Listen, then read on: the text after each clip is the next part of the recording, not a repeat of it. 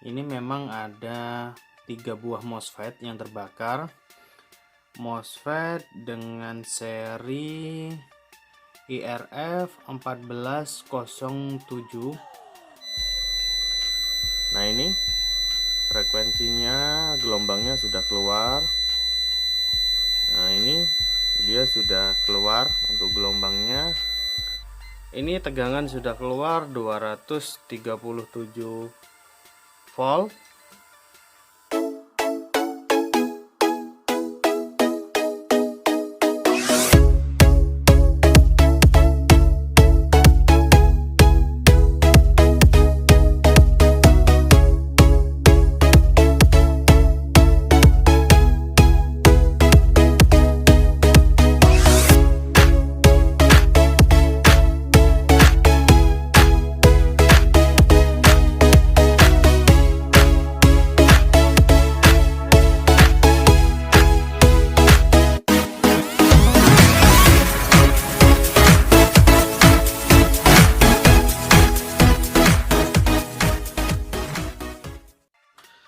Oke kawan, assalamualaikum warahmatullahi wabarakatuh. Oke kawan, berjumpa kembali dengan saya Elza Noval. Nah oke, pada kesempatan kali ini saya punya suatu barang. Oke, jadi ini barang UPS. Nah ini UPS dan inverter. Jadi dia bisa mode UPS, bisa mode inverter. Nah, jadi ini alat ini saya beli dari Shopee.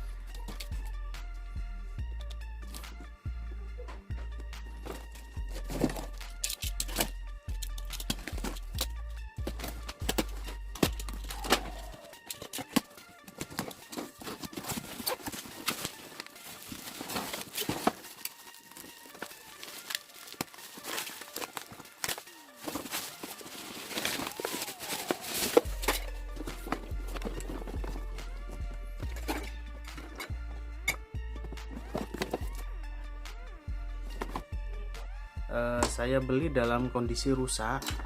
Oke, ini merek Prolink dengan tipe berapa ya?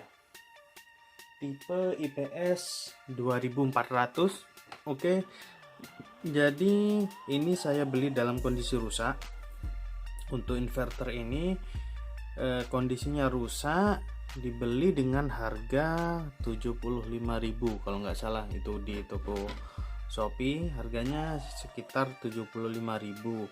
Nah, memang di keterangan dia sudah dituliskan bahwa kondisinya rusak, ada MOSFET yang terbakar. Nah, oke, jadi ini setelah saya bongkar, ini memang ada 3 buah MOSFET yang terbakar. MOSFET dengan seri IRF 1407. Oke, ini setelah saya cek datasetnya dia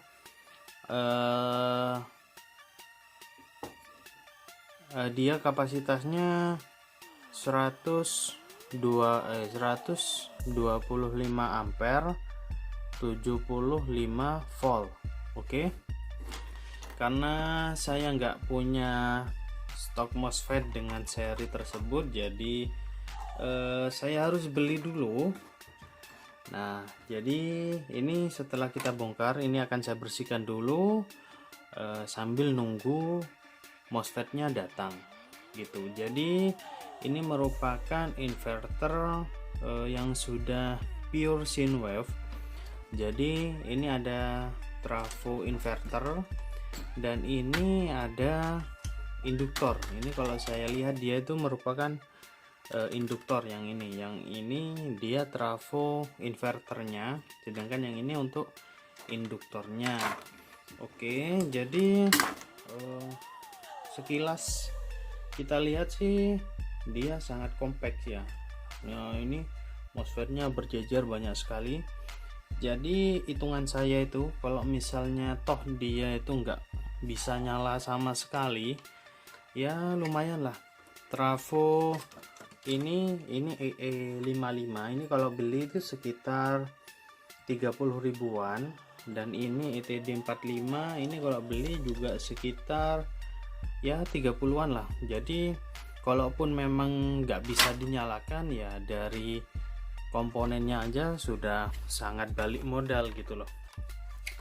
Baik, jadi ini karena kita sudah mulai menyukai bidang perinverteran ya, jadi karena banyaknya permintaan teman-teman untuk servis inverter, jadi saya jadi tertarik untuk belajar lebih dalam tentang inverter. Gimana caranya bikin inverter yang seefisien mungkin dengan tenaga yang besar dan keawetan durabilitas yang tinggi. Karena kalau kita pakai inverter low frekuensi itu nanti teman-teman yang dari luar pulau itu kalau misalkan minat dan mau kita kirim, itu ongkos kirimnya tuh mahal banget. Jadi kalau misalnya kita bikin dengan model switching high frekuensi seperti ini kan bisa lebih ringan di biaya kirim. Jadi insya Allah masih bisa ngejangkau saudara-saudara kita di luar sana yang masih kesulitan untuk sumber daya listriknya. Oke, jadi nanti setelah saya pernah main-main dengan inverternya Pak Anggit, sudah pernah pasang instalasi panel surya di situ, saya mulai tertarik. Jadi sepertinya enak sih untuk teman-teman kita yang di luar Jawa yang masih kesulitan energi, itu bisa kita support dengan panel surya, dengan wind turbine dan lain sebagainya. Oke, jadi ini akan saya bersihkan dulu, akan saya copotin untuk MOSFET-nya, dan ini akan saya mandikan dulu, baru nanti kita lanjut setelah MOSFET-nya datang. Oke, mudah-mudahan aja untuk inverter ini bisa kita nyalakan kembali supaya bisa jadi barang yang bermanfaat lagi. Nah oke kawan, jadi ini akan saya coba intip dulu untuk gelombang pada tiap-tiap MOSFET. Oke, jadi ini sudah saya coba nyalakan itu dengan 2 buah aki, karena dia memang speknya inputnya 24 volt. Oke, ini kita coba cek untuk gelombangnya. Oke, jadi ini tempatnya MOSFET yang rusak tadi. Nah ini nggak ada gelombang sama sekali. Dan ini yang tadi MOSFET-nya normal. Nah oke, dia sudah sempat mau start, tapi karena tidak ada feedback, jadi dia shutdown kembali seperti ini. Oke, jadi ini kehilangan satu sikel. Baik, kita coba telusuri. Nah ini di sini ada. Oke, kita perkecil gelombangnya.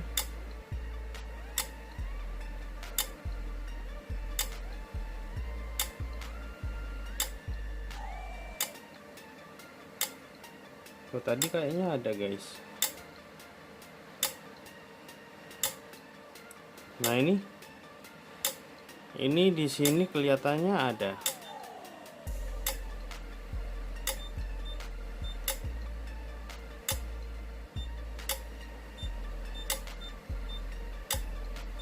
Nah ini bisa dilihat, ini ada, tapi ini nggak nyampe ke MOSFET-nya. Ini kita coba cek sebelum R pun nggak ada. Dan ini yang normal ya. Dan ini yang start terus standby, start standby ini. Oke. Dan ini yang kelihatannya normal.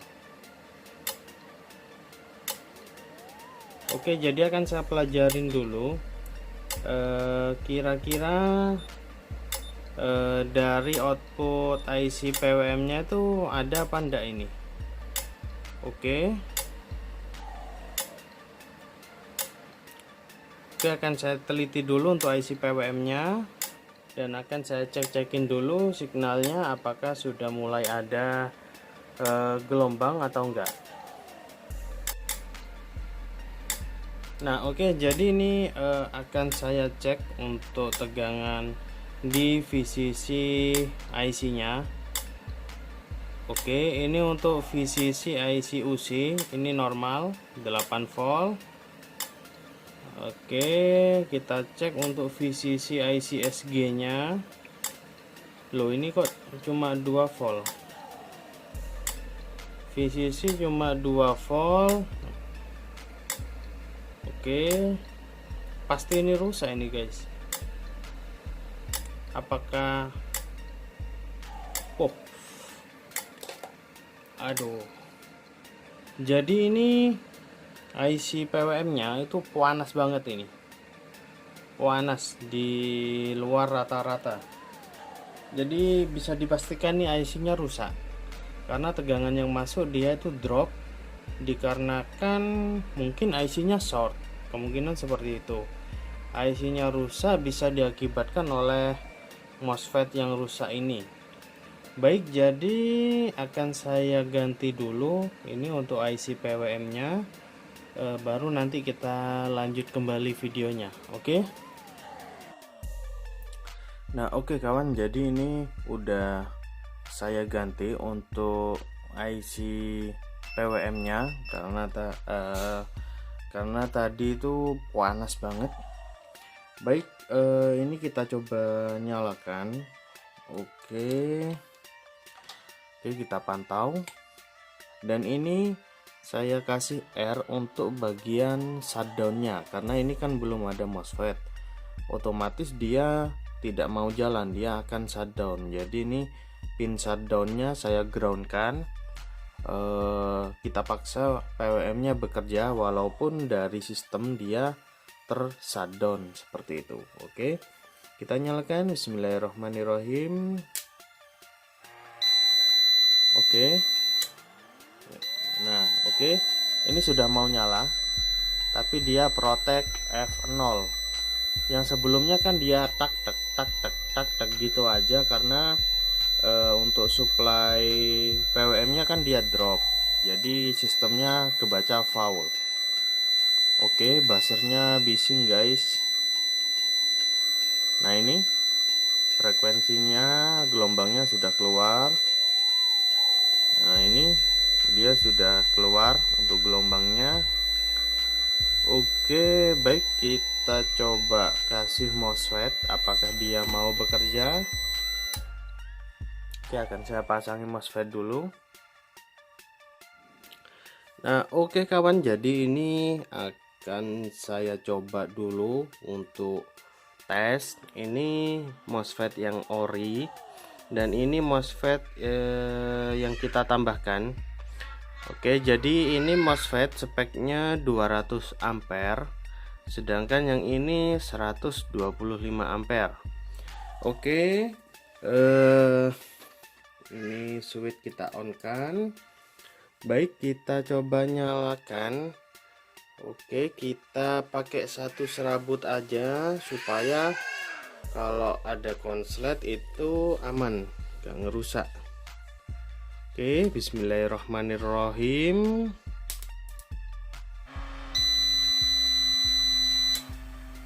Nah oke, ini dia outputnya sudah keluar. Outputnya sudah keluar barusan. Nah ini 237 volt. Nah ini oke, jadi inverter ini sudah nyala normal kembali. Kok F5 ya? Bentar. Ini. Nah ini tegangan sudah keluar. Ini loadnya dia 0 karena nggak ada beban. F5. Oke. Nah, jadi fault 5 itu menandakan ada masalah pada bagian kipas. Nah, oke, jadi kalau kita dengarkan tadi suara kipasnya itu menderung, ndak enak lah gitu pokoknya. Jadi akan saya bersihkan dulu untuk kipasnya, baru nanti kita lanjut kembali setelah kipasnya sudah kita bersihkan. Nah, ini untuk MOSFET-nya, MOSFET switch-nya ini aman. Oke, tidak panas sama sekali. Apalagi yang ini, padahal ini cuma satu, tapi dia speknya kan 200 ampere, jadi nggak panas sama sekali. Oke, intinya untuk UPS ini itu sudah bekerja untuk sistem switch-nya, sudah bisa mengeluarkan tegangan, namun dia hanya ada masalah pada kipasnya ini aja. Karena tadi itu sempat saya coba tanpa kipas, itu langsung fault 5. Setelah saya pasang kipas, dia faultnya hilang, baru tadi kedeteksi IC rusak. Nah, gitu. Oke, jadi akan saya perbaiki dulu untuk kipasnya, baru nanti kita lanjut kembali videonya. Oke. Nah, oke kawan, jadi ini kondisi UPS-nya, UPS Prolink-nya ini sudah saya cuci untuk kipasnya, dan ini sudah ngacir guys. Oke, baik, kita coba nyalakan. Bismillahirrahmanirrahim. Nah, oke, suara kipasnya sudah senyap, tidak senyaring sebelumnya. Ini tegangan sudah keluar 237 volt. Oke, ya sudah bisa dikatakan normal untuk UPS ini. Tinggal dibersihkan, terus apa itu namanya, ganti untuk MOSFET-nya. Ini kita tetap masih pakai 2 buah MOSFET. Oke, ternyata ini MOSFET-nya lebih adem yang satu guys. Nah, ini lebih adem yang ini daripada yang ini. Oke, karena ini arusnya besar ya. Baik, jadi mungkin sekian aja untuk video pada kesempatan kali ini. Intinya UPS ini sudah nyala normal kembali. Jadi dari yang kita beli seharga 75.000 itu rusak MOSFET ini, dan IC PWM nya dia juga ikutan rusak. Akhirnya ini setelah kita perbaiki, UPS nya alhamdulillah dapat nyala normal kembali. Baik, mungkin demikian aja untuk video pada kesempatan kali ini. Mohon maaf jika selama penayangan video ini ada salah kata dari saya. Saya akhiri, wassalamualaikum warahmatullahi wabarakatuh. Mantap.